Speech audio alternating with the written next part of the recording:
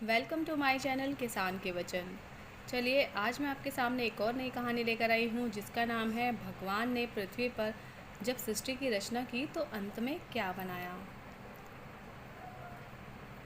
तो चलिए जल्दी से इस कहानी को शुरू कर लेते हैं। भगवान ने जब पृथ्वी पर सृष्टि की रचना की तो अंत में बनाई मजबूरी। यह जवाब आपको कुछ अजीब सा लग रहा होगा, लेकिन जब आप बारीकी से इस शब्द का अध्ययन करेंगे तभी आप समझ पाएंगे कि पृथ्वी पर ऐसे कौन से नर नारी हैं जो निस्वार्थ कोई भी कार्य कर रहे हैं। सबसे पहले महात्मा लोग कहेंगे कि हम निस्वार्थ कार्य कर रहे हैं। उनके मन में भी भगवान को प्राप्त करने व मोक्ष प्राप्त करने की लालसा है, तो निस्वार्थ कहाँ हुए। दूसरे दानी लोग कहेंगे कि हम निस्वार्थ दान कर रहे हैं, तो फिर आप अपना नाम लिस्ट में क्यों लिखवाते हैं? क्योंकि आपको लोग सम्मान दें, अर्थात सम्मान पाने का स्वार्थ आप में है। तीसरे नेताजी कहेंगे कि हम निस्वार्थ जनता की सेवा कर रहे हैं, तो फिर आप मंत्री या मुख्यमंत्री की कुर्सी पाने के लिए साम दाम दंड भेद की नीति क्यों अपनाते हैं? भगवान ने जब सृष्टि के सभी कार्य पूरे कर लिए तो उन्होंने अपने धन का नर नारियों के बीच बंटवारा किया, तो वह बहुत ही कम और ज़्यादा के अनुपात में था।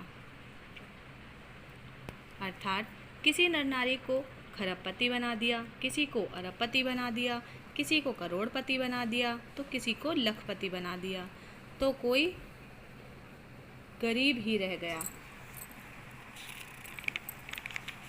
इस प्रकार धन का असमान वितरण देखकर भगवान की पत्नी बोली कि हे प्रभु, आपने इस प्रकार धन का असमान वितरण करके तो घोर अन्याय किया है।